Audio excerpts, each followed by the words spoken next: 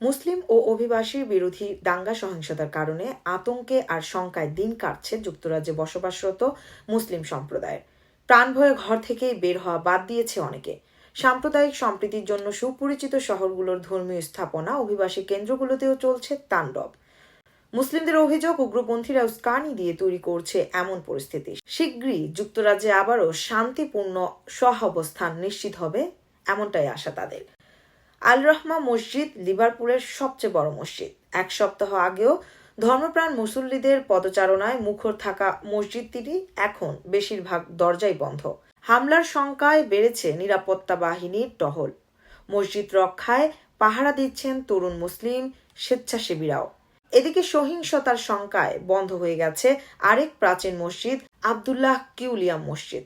স্থানীয় এবং সংখ্যালঘু সম্প্রদায়ের সহ অবস্থানের জন্য বেশ সুনাম লিভারপুলের। অথচ গত এক সপ্তাহ ধরে যুক্তরাজ্য জুড়ে কট্টরপন্থীদের যে সহিংসতা আর দাঙ্গা চলছে তা ছড়িয়ে পড়েছে এই শহরেও। একাধিক ধর্মীয় স্থাপনা, অভিবাসী কেন্দ্র ভাঙচুরের পাশাপাশি লুটপাট চলছে দোকানপাট, ব্যবসা প্রতিষ্ঠানেও।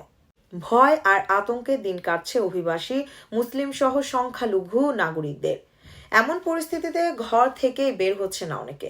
ভুক্তভোগীরা বলছেন, এখানেই আমার বেড়ে ওঠা, এই শহরকে আমি ভালোবাসি। কিন্তু লিভারপুল সহ গোটা যুক্তরাজ্যে এখন যা ঘটছে, যেভাবে লুটপাট আর দাঙ্গা চলছে, তা আতঙ্কের।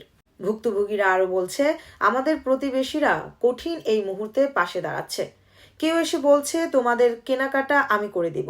কেউ বলছে যে কোনো প্রয়োজনে তাকে জানাতে। দেশে এখন যা হচ্ছে সেটি তারা সমর্থন করে না, কিন্তু তারা জানে এই পরিস্থিতিতে আমাদের এখন বাইরে যাওয়া নিরাপদ নয়। গোটা যুক্তরাজ্যে এখন একই চিত্র। গত এক যুগের মধ্যে সবচেয়ে ভয়াবহ দাঙ্গার সাক্ষী হচ্ছে দেশটি। শত শত পুলিশ মোতায়েন করে পরিস্থিতি পুরোপুরি নিয়ন্ত্রণে আসছে না। অভিযোগ উঠেছে, উগ্রপন্থীরা উস্কানি দিয়ে শান্ত শহরগুলোকে অশান্ত করে তুলেছে। ভুক্তভোগীরা বলেন, যা ঘটছে তা নিশ্চিতভাবে বর্ণবাদ। কিন্তু লন্ডন কিংবা লিভারপুলে এমন বর্ণবাদ ছিল না। সব ধর্ম বর্ণের মানুষ এখানে একসাথে থাকে।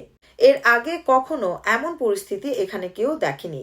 কিছু লোক উস্কানি দিয়ে মানুষের মধ্যে বিভাজনের তৈরি চেষ্টা করছে বলে অনেকের মনে করছে।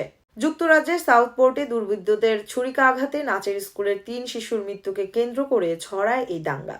হামলাকারী অভিবাসী মুসলিম এমন গুজব ছড়িয়ে পড়ার পরই অভিবাসন বিরোধী কট্টরপন্থীরা নেমে আসে রাস্তায়। যদিও পরে জানা যায় ওই হামলাকারী ব্রিটিশ নাগরিক।